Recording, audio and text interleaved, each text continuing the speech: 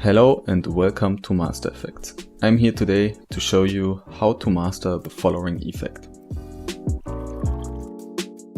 So, where do we start? First of all, we create a new composition.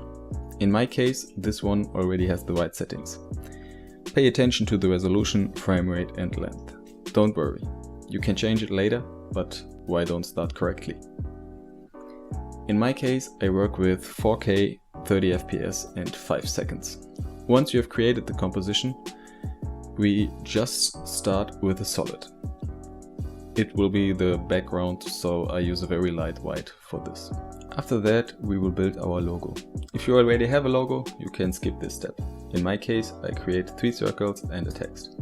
So just create a circle and then duplicate the layer with Ctrl D. The first circle I create with a darker blue tone, the second one with a lighter blue tone, and the last circle with a strong blue tone. I will explain that in a moment, but let's adjust the sizes first. The lighter and stronger circles will be on size 1000 and the last one on size 850. Make sure the first ones are the same size and fit perfectly on top of each other. Then we name the circles outer circle, inner circle and fill circle. These now represent the logo in 3D. Now we create the text. There I write ME for Master Effects and set the font size and color. If you like the overall look of your text, we place it in the center of the circles. Here we go, our logo is finished.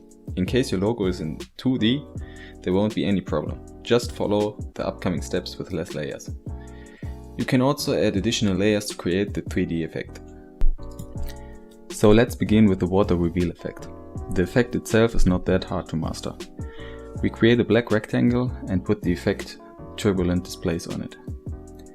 If you can't find the effect, you can search for the effect on your right. We adjust the settings for the complexity and size. You can play around with the settings or just copy mine. For the size I use 120 and 2 for the complexity. As you can see, there are now waves, but not any movement at all. Let's fix this. To change that, we use the evolution setting. Create 2 keyframes, one at the beginning and one at the end. Set them to 0 and 3 degrees. Now you can see the movement. To create the filling effect, we click on the rectangle layer, press P and animate the position. We have to create their 2 keyframes as well and change the position vertically. As an animation time, I would suggest 1.5 seconds. Pay attention that your animation doesn't start right at the beginning. That will be important for later.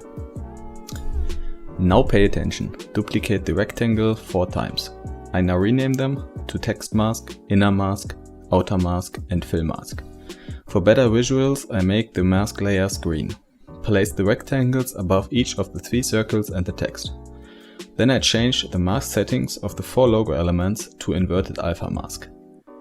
If you don't have these options, you can activate them on the button right under the layers. As you can see, the animation is done. If you have the additional layer for 3D, then follow along. Otherwise, skip this step. To create the 3D effect, it's one simple step. We want to start the animation of the fill circle a little bit earlier. So we go to the fill mask and shift both position keyframes 1 frame to the left. As you can see now, it starts a little bit earlier and creates the 3D effect. On top of this effect, we select everything once and right click to select Create Sub-Composition. It is important to select the lower option here, in which all attributes are moved to the new composition. Then we select the attribute Scale from the new composition and create 2 keyframes at the beginning and end. I set the values to 100 and 110. As you can see, this creates a small zoom effect. That's it, I hope you were able to follow along and master this effect. If you have any questions or tips for me, feel free to share them in the comments. Otherwise, hit the subscribe button and have fun to master effects.